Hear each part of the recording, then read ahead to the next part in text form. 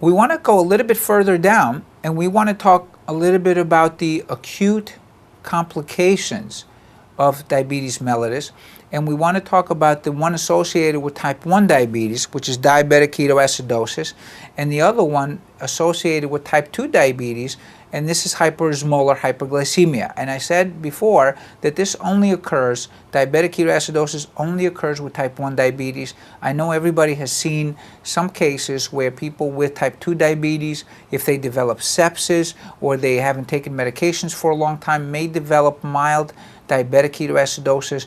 But for step 2, you're going to know that type 1 is associated with DKA and type 2 is associated with hyperosmolar hyperglycemia, and that's really the end of the story.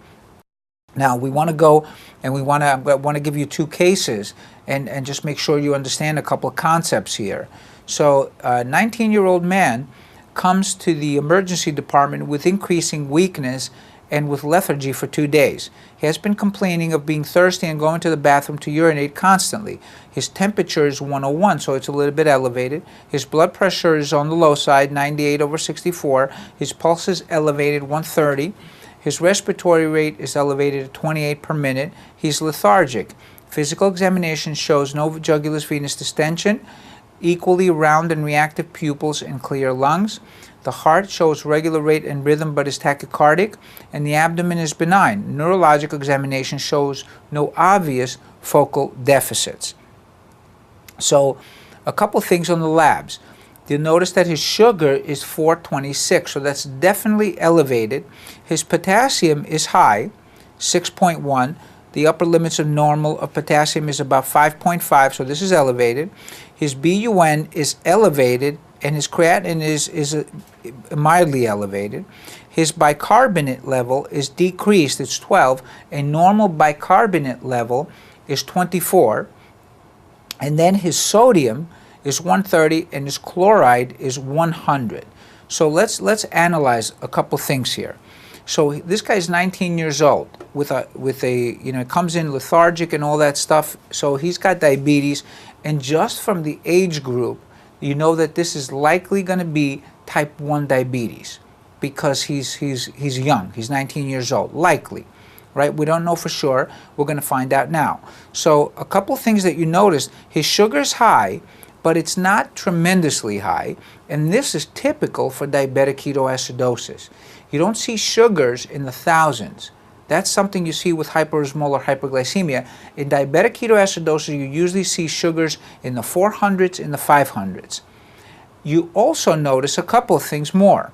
You notice that this patient has a low bicarbonate. Low bicarbonate. So the patient likely has metabolic acidosis. The only way I could confirm this is if I do an ABG to confirm that the pH is less than 7.4.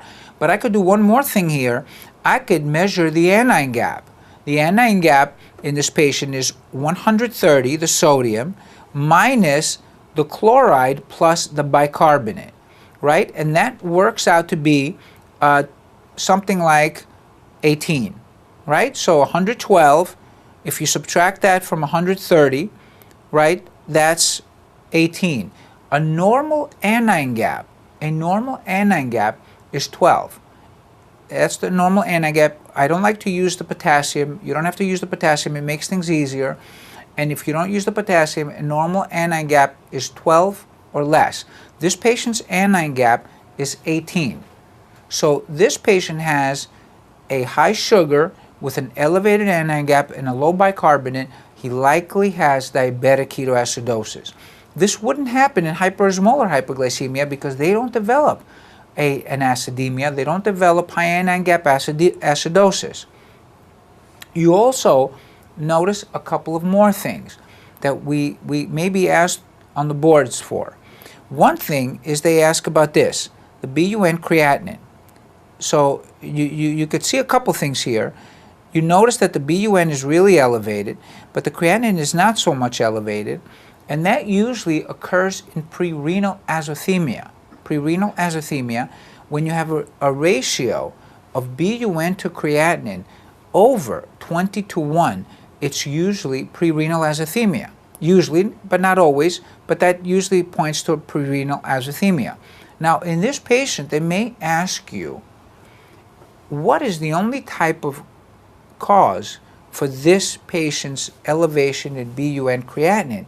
And what they're really getting at is, if this patient is presenting now with diabetic ketoacidosis, they likely don't have kidney disease before this because they've only had the diabetes only for a couple of weeks. That's all you could live for without insulin. You can't live more than a couple of weeks without insulin. So the only cause, unless this guy's got another disease, which is very unlikely, unless he's got another disease, the only cause of this type of elevation in this patient, because he has diabetic ketoacidosis, and I know he can't have diabetic nephropathy because he hasn't had the diabetes for a long time, the only cause of this is prerenal azothemia. So they tell you, what is the cause of this? Prerenal azothemia. How are you going to treat this? You're going to give him a lot of water and reverse this. The third thing that they like to ask us is about this potassium here. And they may ask you, well, what are you concerned about this potassium? Well, you're probably a little bit concerned. It's elevated. But what's the cause of the potassium? The answer is the cause of the elevation of the potassium is due to two things. One, the acidemia. Remember, acidemia or acidosis and acidemia drive potassium out of the cells into the serum, into the extracellular fluid. So you get hyperkalemia. And then the second one, which is more important, is the lack of insulin that we see in patients with type 1 diabetes. The lack of insulin causes hypercalcemia. It drives potassium out of the cells again, and is probably more important than the acidemia in type 1 diabetics. So let me say this again. There's two factors. The one that's more important is the lack of insulin. The other factor is the acidemia. This is because there's two factors in patients with diabetic ketoacidosis. This is why we commonly see hyperkalemia in patients with DKA, and this hyperkalemia resolves once you give the patient insulin and once you reverse the acidemia, which you're going to have to do that to treat the diabetes. So if they tell you, what do you do about this hyperkalemia? The answer is, I'm going to treat the diabetic ketoacidosis. I'm going to have to treat that, or else the patient's going to die. I'm going to have to give him insulin and water and stuff like that. So that's how you reverse that. Now, please be very careful. This is usually what happens in people with diabetic acidosis. We see a hyperkalemia that reverses once we put the patient on insulin. So this is an expected response. Don't when you see this, don't get don't get nervous. Treat the diabetic ketoacidosis, and that's going to reverse right away. Don't give the patient any potassium binders or anything like that. That's the wrong answer. Treat the diabetes. What they ask sometimes is, though, what if this patient has a normal potassium? Normal, I mean, normal for serum levels, normal, but it's not normal for DKA, because DKA patients, I told you, have higher potassiums. What if you see, for example, a potassium of 4.1 instead of 6.1? What do you need to worry about? The answer is you need to worry about that once you reverse the diabetic ketoacidosis in this patient, once you start to give him insulin and all that stuff, this patient's potassium is going to go 4.1, 3.1, 2.5, and they're going to develop severe hypokalemia. So these patients that present with diabetic ketoacidosis and a normal potassium, it's not really normal. These patients really have hypokalemia. I don't know why they have hypokalemia, but they got hypokalemia. And what you need to do in this patient is, when you give them the fluids initially to treat the diabetic ketoacidosis, you have to supplement the potassium in the fluids. So please be careful of that. A high potassium in diabetic ketoacidosis is expected. It's treated with insulin. If the patient has a normal potassium level, start to replace the potassium from the beginning, because they're going to develop severe hypokalemia as you treat the diabetic ketoacidosis. So I hope everybody understands that. So a couple more things. I want people to think, why this is part of the workup here. This is part of the workup. This is very important. What are they getting at? Why are they getting chest x-rays? Why are they getting blood cultures? Why are they getting urine analysis? The UA here is for urine analysis right here. Why are they, this is all pending, why are they looking for this? And are these the right tests to do? And the answer is yes. So when patients present with diabetic ketoacidosis or hyperosmolar hyperglycemia, we always ask a question, what is the precipitating cause? Did something tip them over? I mean, they were going to get diabetes anyway, but did something tip them over? Like what? Like an infection. In older patients, silent myocardial ischemia may tip them over. So in young patients like our 19-year-old here, it's infections. Remember, this guy had a 101 fever, so he probably had some kind of infection. So what kind of infections do you look for? Common infections in the blood, in the urine, in the lungs, pneumonia, and stuff like that. This patient actually had a pneumonia. This is a real case that I had seen some time ago. This patient had a pneumonia that wasn't picked up. And what happens with when they develop some kind of infection, remember the infection stressed the patient, right? Your cortisol levels increase, and when the cortisol level increase, now your insulin levels need to go up, and they can't compensate. They can't compensate the insulin demands, so they develop diabetic ketoacidosis. So after you diagnose diabetic ketoacidosis or any form of hyperosmolar hypoglycemia, and you go through the numbers and make sure everything is okay, the next thing that you do is you look for a precipitating cause of the diabetes, especially infections in older patients, infections plus silent myocardial ischemia. So you have to do that because they ask that on the boards, and clinically we have to do that all the time. Now a little bit further down with this case, what do we do in this case? We admit the patient to the intensive care unit. That's very important. All patients with diabetic ketoacidosis and hyperosmolar hyperglycemia, we got to admit them to the unit. They have to be there 12, 24 hours until you get them out of diabetic ketoacidosis, and then they could go on to the normal, medical wards. But until you get them out of DKA, right, they need to be there because they need extensive fluids. They need a follow-up of glucose around the clock every hour or two, and so forth. And you can't do that on the medical ward, so they have to be admitted to the intensive care unit.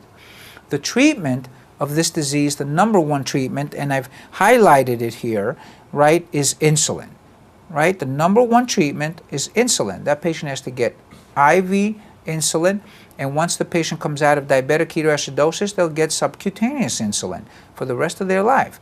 But right now, what's the number one treatment in this patient, the only way to save this person is by the use of insulin. Because these people are also dehydrated, we give insulin plus IV fluids. IV fluids are very important here. They're very important. We always give them along with insulin, but without insulin, you can't do much in this patient. So insulin here is the most important thing, and aggressive fluids are right up there. The fourth thing we do is we have a diabetic ketoacidosis that we think we have because we saw high sugar and we saw high anion gap and a low bicarb, but we confirm the ketoacidosis by looking for ketones in the blood or the urine. Most people do it in the urine because it's easy, but really the best test to confirm ketones, diabetic ketoacidosis, is in the blood. That's the gold standard test, but most people, if they find it in the urine, it's okay. Now, we did the blood and the urine cultures because we said that we have to do that because we have to look for precipitating causes, right? And we also said in patients with normal potassium on admission with diabetic ketoacidosis, please remember this last clinical pearl here. Please give the patient potassium, okay? I'm going to say a last word before we go on to the next case. What are the goals in patients with diabetic ketoacidosis? The goals is, when do you stop the IV insulin? The answer is when the patient is out of diabetic ketoacidosis. And how do you know they're out of diabetic ketoacidosis? Their anion gap has normalized and their bicarbonate has gone up to normal. So the anion gap has decreased and the bicarbonate has gone up to 22, 24, the normal value.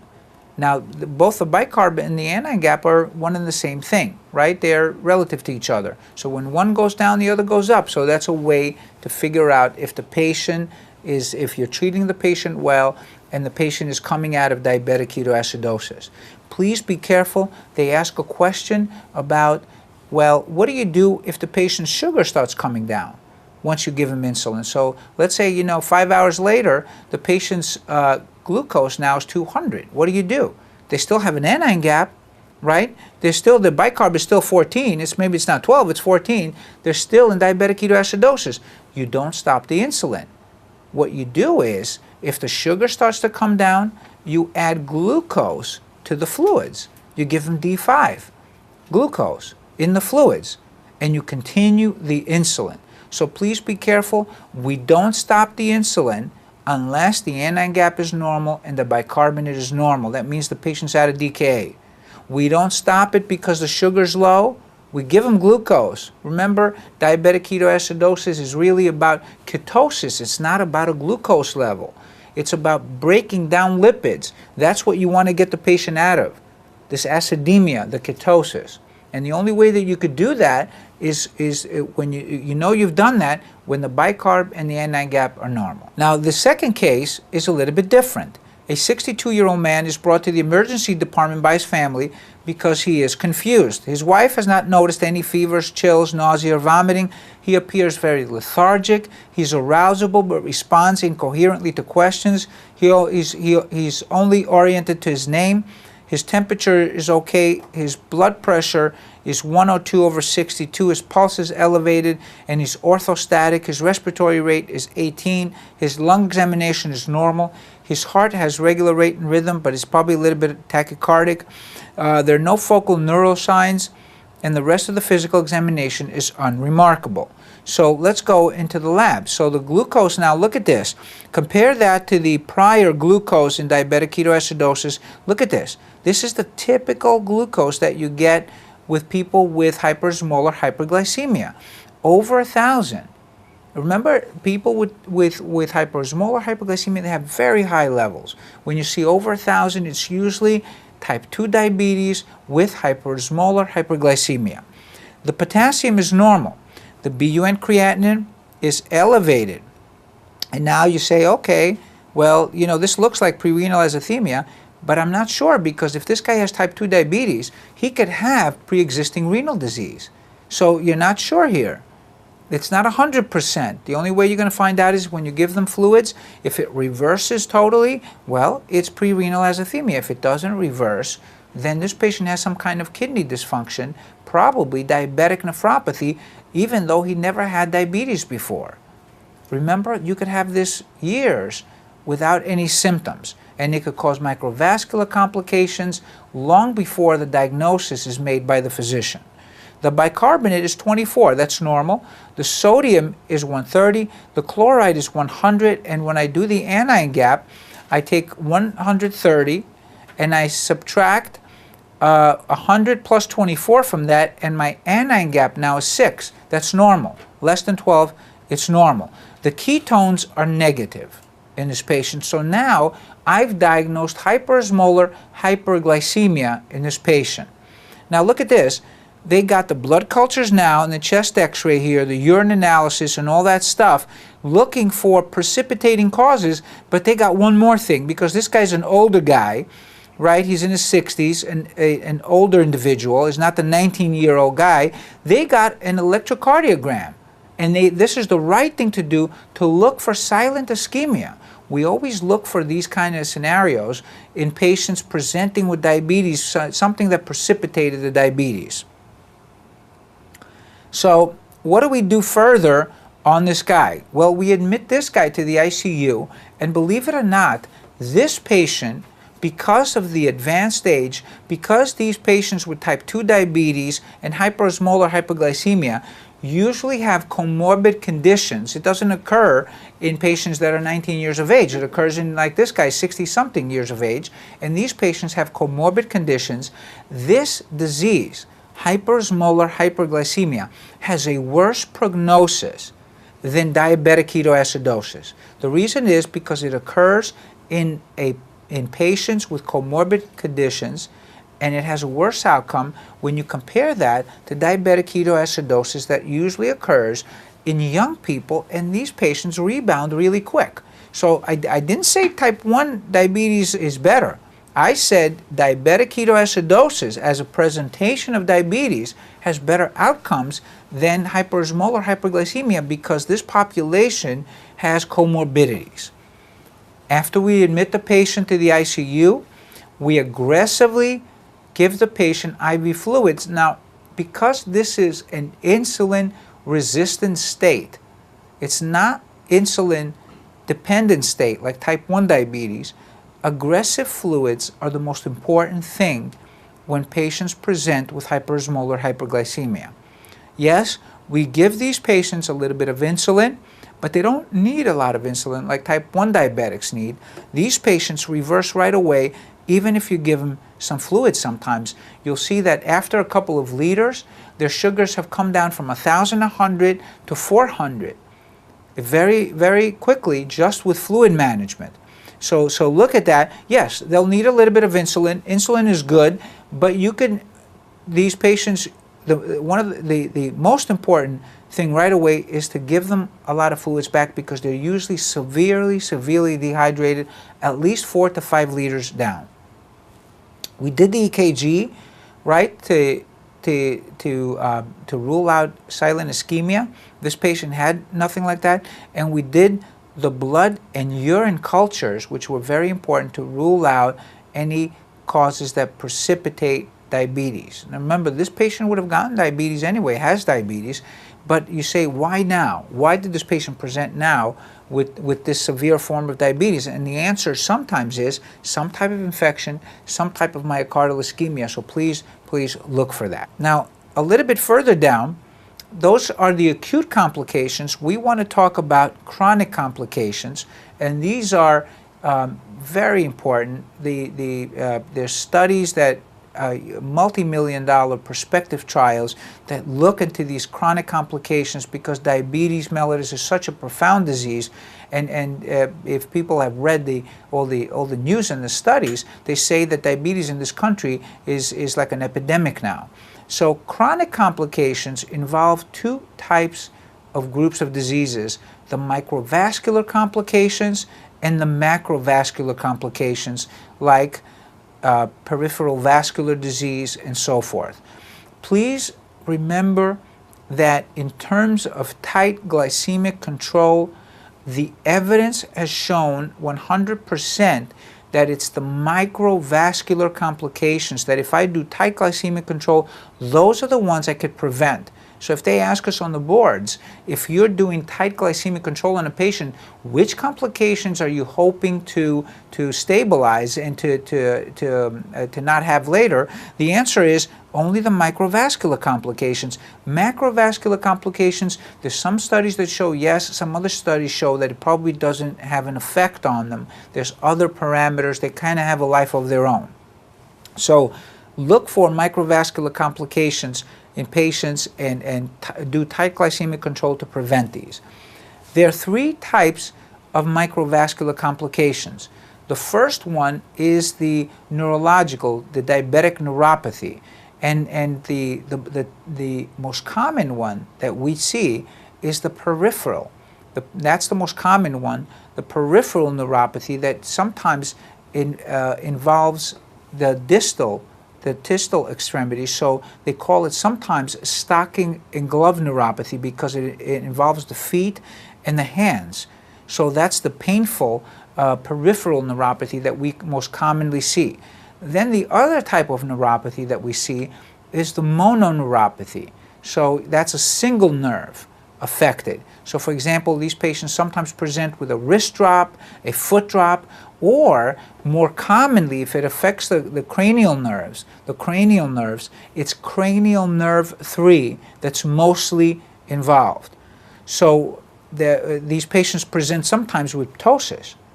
So that's very important. Don't misdiagnose these patients with ptosis for Horner syndrome, because Horner syndrome has ptosis too, right? These patients are different. They're diabetic patients and they have ptosis, and they don't have meiosis like the Horner's patients do. So please look for that. So cranial nerve 3 commonly involved in diabetic mononeuropathy.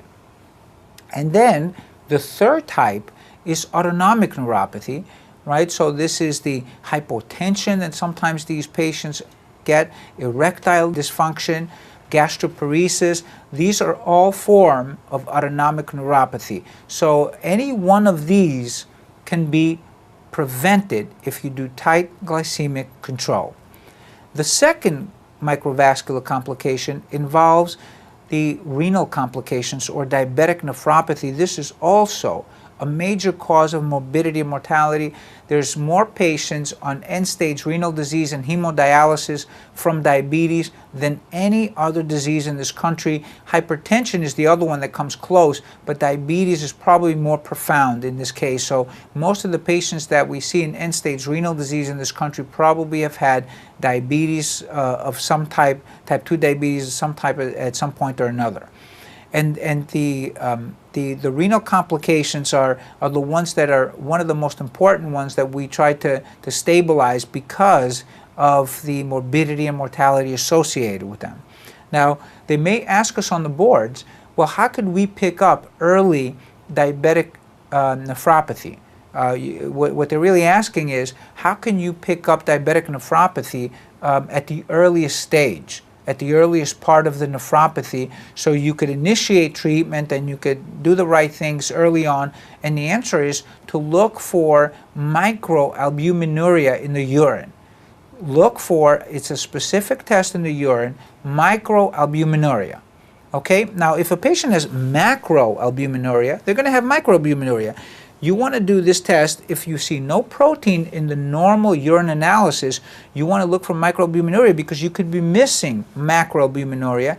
If a patient has microalbuminuria, that is still albuminuria, and you need to treat this patient to prevent further damage. The treatment of choice, the drug of choice to prevent renal nephropathy, right, damage, are the ACE inhibitors.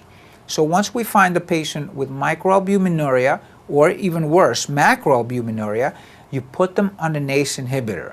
What the ACE inhibitor seems to do, the theory behind the ACE inhibitor, is that what it does is it vasodilates, and what it does is it decreases glomerular filtration rate. And if you decrease glomerular filtration rate, the pressure across the glomeruli decreases, so the glucose molecules being pushed across the membrane, they don't cause any damage further. So that's the theory behind that. If we can't use an ACE inhibitor, let's say we can't use an ACE inhibitor because of side effects, coughing is the most common one that people have to stop the ACE inhibitor, then the drug of choice is an angiotensin receptor blocker, losartan or any of the angiotensin receptor blockers. They're all similar. All the ACE inhibitors also have been shown. An ACE inhibitor is an ACE inhibitor. It doesn't change if you go from one to another. They're all the same. They all seem to be effective. So renal disease is very common. Look for early renal disease with microalbuminuria. If a patient has microalbuminuria, put them on an ACE inhibitor. I'm going to say one more thing here about renal disease. If a patient has hypertension and diabetes, and that means for diabetic patient, hypertension is defined anything 130 or over is defined as hypertension. So it's not the usual systolic blood pressure 130 or over is defined as hypertension in diabetic patients. So it's not like normal people where it's 140 or over. These patients, you have to go at 10 points lower because the effects of blood pressure on the kidney. So if patients have hypertension and diabetes, the drug of choice is an ACE inhibitor, because you want the ACE inhibitor to protect the kidney anyway. So you're going to give it to them. That's a compelling indication to use an ACE inhibitor. That's the drug of choice. You don't use diuretics, you don't use beta blockers, you use the ACE inhibitor before you use these drugs. So a patient with diabetes gets an ACE inhibitor if they have microalbuminuria or hypertension or both. If they don't have hypertension, if they don't have microalbuminuria, don't give them an ACE inhibitor. Those are the recommendations. The last one that we want to talk about is the ophthalmopathy, right? The diabetic retinopathy. In this country, it's the most common cause of blindness. Diabetic retinopathy in middle-aged people. That's the most common cause, and it's the proliferative retinopathy that really causes a chance for blindness. What happens in these patients is you have a neovascularization, and these new vessels that occur in proliferative retinopathy, what happens is there's a chance that they're very friable. There's a chance that they bust, they bleed, and the patient goes blind basically because of the bleeding from the vessels. So proliferative retinopathy and neovascularization is the thing that tells us that these patients right away you have to do something about them. You have to send them to the eye doctor right away, and they have to have photocoagulation and stabilization of the lesions. Now, one more thing. Once we diagnose a patient with type 2 diabetes, they have to go to the eye doctor right away. Right away, once you diagnose them with type 2 diabetes, they have to go to the eye doctor because they can have already proliferative retinopathy that you don't pick up as a generalist. So they have to go to the specialist right away. The type 1 diabetic patient, remember, they don't have the disease for a long time, so you could wait 5 years, and then after 5 years, they go to the doctor every year. So type 2 diabetics, they go every year from the time of diagnosis. Type 1 diabetics, you wait 5 years, then they go once a year after the 5 years. Now I want to show you a slide a little bit. Let me tell you this first. The follow-up on diabetes mellitus is for type 2, a yearly eye exam by the ophthalmologist right at the time of diagnosis, and type 1, the eye exam 5 years after the diagnosis, then yearly. That's what we have to remember. And all of these patients, they do foot exam yearly.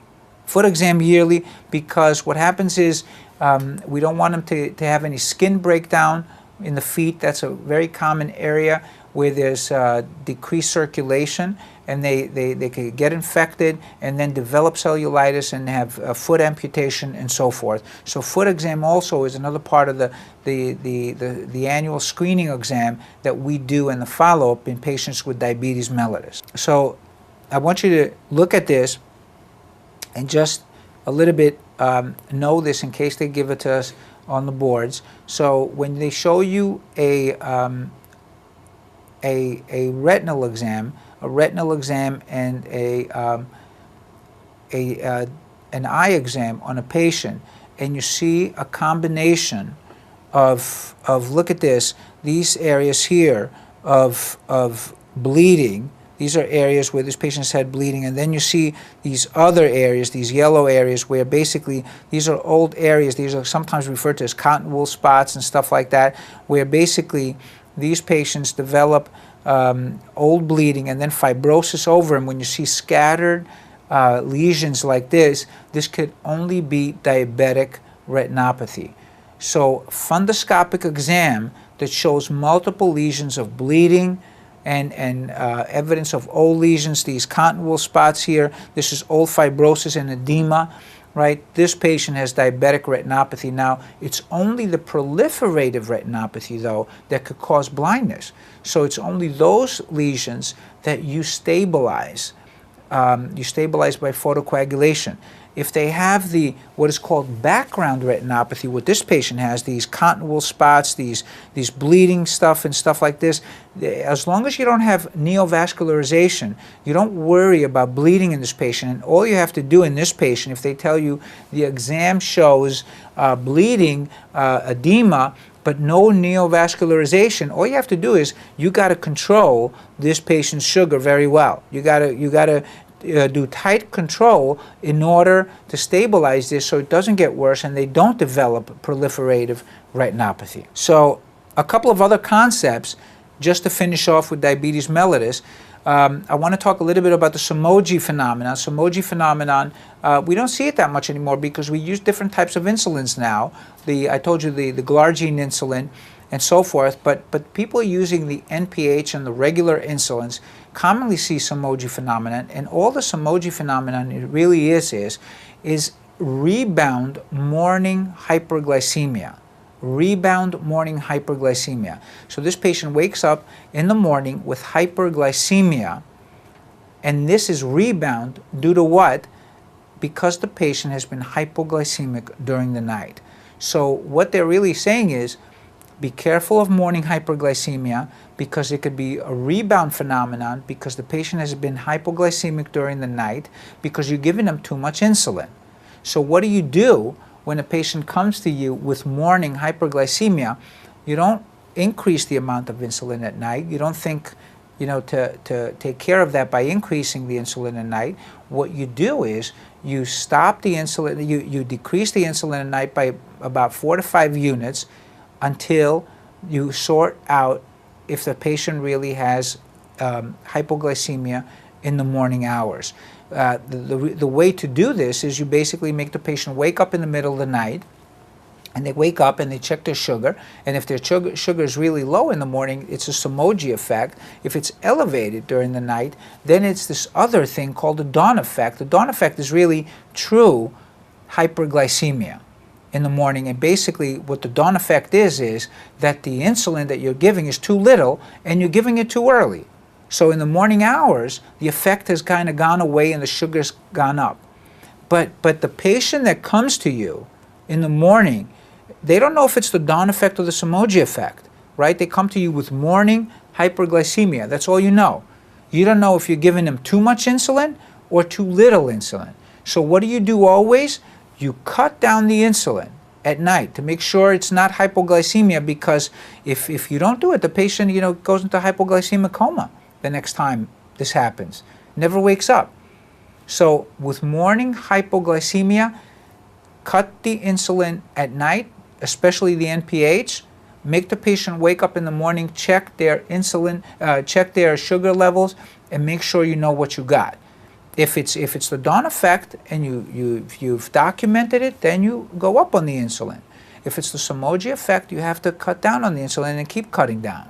So please be careful of that. What do we do with morning hypoglycemia? We decrease the amount of insulin at night because we're always worried about the Somogyi phenomenon. We're not that worried about the dawn effect. Nothing's going to happen to the patient with the dawn effect.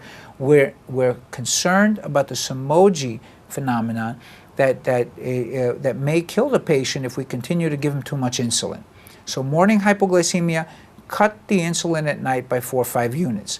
They may tell us, they may give us a patient with morning hyperglycemia, and they tell us, well, you cut the units by 5 units at night, and the patient forgot to wake up in the morning and check his sugar, right? But the next day, his sugar now is normal. It was 300 before, and now it's 150.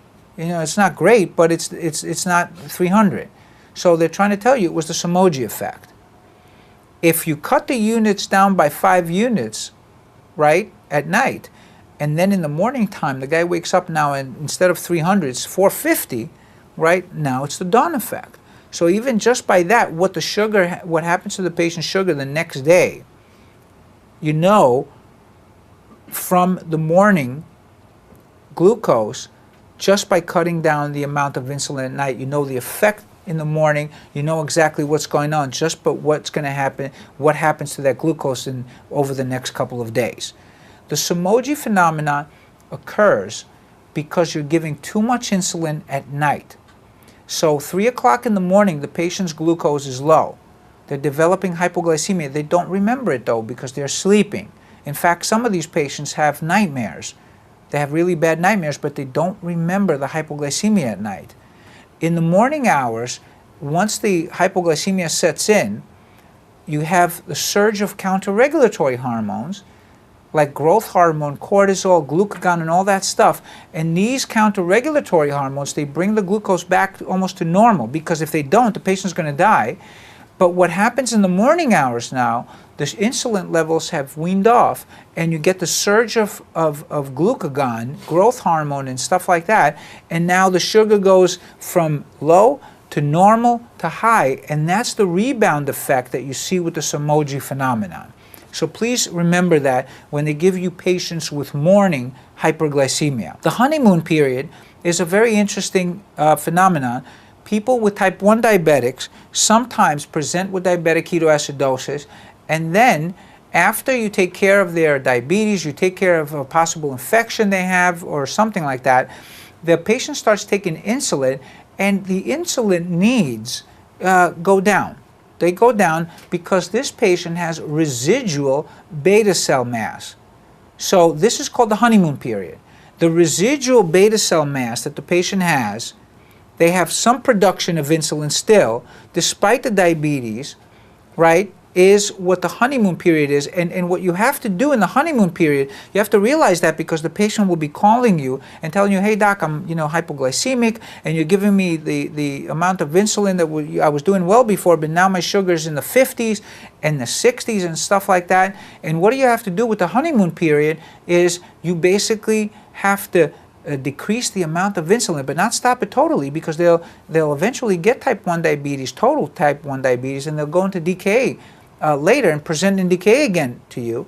So what you have to do is reduce the insulin units, right? So the patient doesn't become hypoglycemic, and then once they develop clinical type 1 diabetes again, then you start going up on the insulin as you did before. So the honeymoon period is usually in type 1 diabetes, type 1 diabetics get this, when they have residual beta cell mass despite presenting with diabetes before.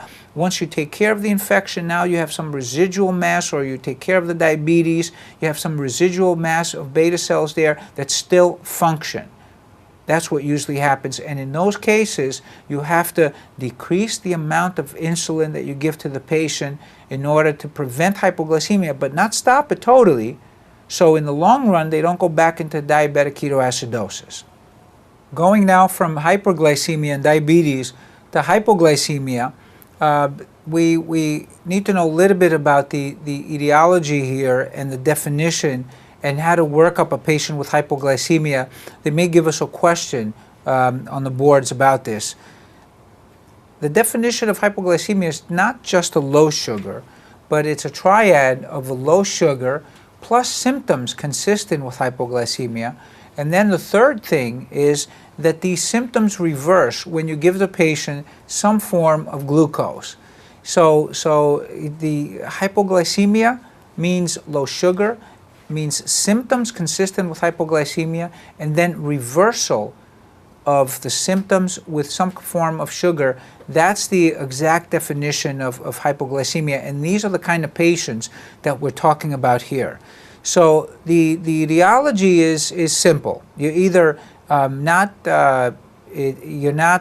you're fasting, you're not eating a lot of sugar.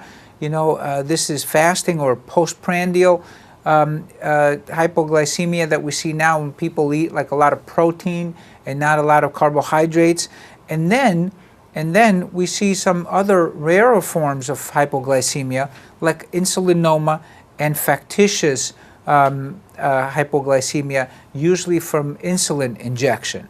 So sometimes they ask us on the boards, they give us a patient with hypoglycemia, and they give us a couple of different blood levels of insulin and C-peptide and so forth to be able to decipher between this differential. So let me go through that with you because this is important for the boards. If a patient has the insulin in the plasma is high, and at the same time, I'm going to go on to the second slide and then go back, at the C-peptide is increased. Now remember, the C-peptide is increased when there's endogenous insulin secretion in patients. Remember, when you secrete insulin from your pancreas, you co-secrete it on a 1-to-1 ratio with your C-peptide. So if you have endogenous insulin, right, your C-peptide should be elevated at the same time. So these patients with insulinoma have endogenous insulin, so the C-peptide is elevated. They usually don't have insulin antibodies. Now, insulin antibodies occur when you give exogenous insulin because they develop, people develop antibodies to the insulin. It doesn't do anything, but those antibodies are there and you can measure them. And then the plasma in the urine, sulfonylurea, is normal. So there's nothing there. So if a patient has increased C-peptide and increased insulin at the same time, it means it's endogenous insulin, and this usually occurs with insulinoma. If a patient is taking factitious exogenous insulin, then the plasma insulin is high, right? Forget about the proinsulin, that's not so important. But the plasma insulin is very high, and then the C-peptide now with exogenous or factitious insulin taking is usually low, and then these patients may, not all the time, but they may have insulin antibodies because they're injecting themselves with exogenous insulin. Now, people with exogenous doing factitious hypoglycemia, injecting themselves with exogenous insulin, are usually patients they usually have patients in their family that are diabetics, or they do some kind of medical work. Either they're physicians, or they're nurses, or they're medical students, or they're paramedical staff. So one of those two scenarios, they either have patients that are diabetics in their family, or they work in the medical profession some way. So that's exogenous insulin. And then the third one that we have to know to compare this with is the sulfonylureas. Now, if a patient is taking sulfonylureas, right, this looks just like endogenous insulin, because remember the sulfonylureas here, they work on the beta cells to secrete insulin. So your plasma insulin is high, your C-peptide is increased because this is endogenous insulin. So look at this. Sulfonylureas here look just like the insulinoma. They look exactly the same, and there's no insulin antibodies, and you can't tell the difference between those two, except if you think about it, you measure urine or plasma sulfonylurea levels and you find it positive here, and that's how you diagnose patients that are surreptitiously or factitiously taking sulfonylureas on their own to develop hypoglycemia. Now, I'm going to say one last thing here for hypoglycemia, which is it's very important for the boards. All these three states that we just talked about, and I'm going to go back 2 slides here, all these 3 states here, insulinoma, factitious, right, these patients, all of them, despite hypoglycemia, have elevated levels of insulin, right? That's an abnormal response.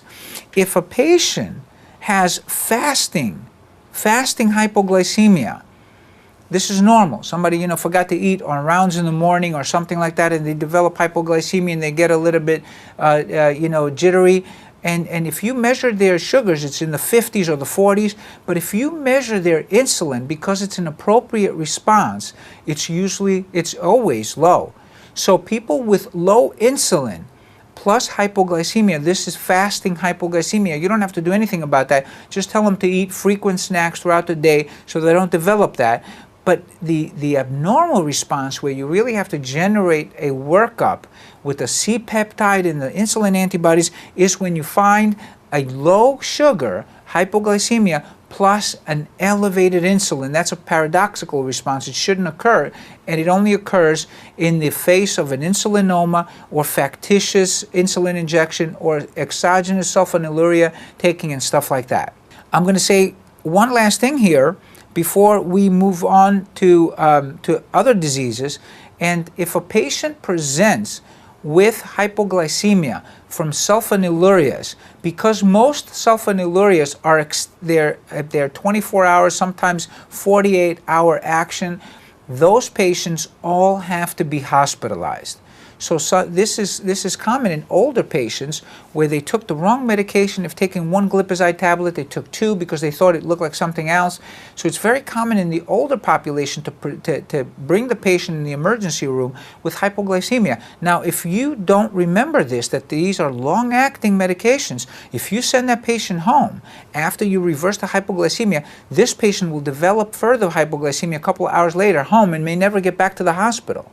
So sulfonylurea induced hypoglycemia, those patients have to be hospitalized and watched for 24 hours minimum before they're sent home.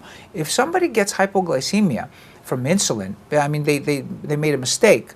You know, they gave themselves too much insulin. You know about that. I mean, they tell you about it. I thought I gave myself 10 units, and I probably gave myself 15 or something like that. That's probably okay, unless they're taking long-acting forms of insulin. If they give themselves a shot of 5 extra units of regular insulin, that patient, usually you watch in the clinic for a couple of hours and give them a little bit of sugar, or you watch them in the emergency room for a couple of hours until the insulin wears off, and you send them home right away. You don't have to hospitalize those patients. It's the patients with sulfonylurea you have to hospitalize in the hospital to watch for 24 hours, because these are long-acting medications, and you may get hypoglycemia hours later after you've reversed the hypoglycemia in the emergency room or the clinic.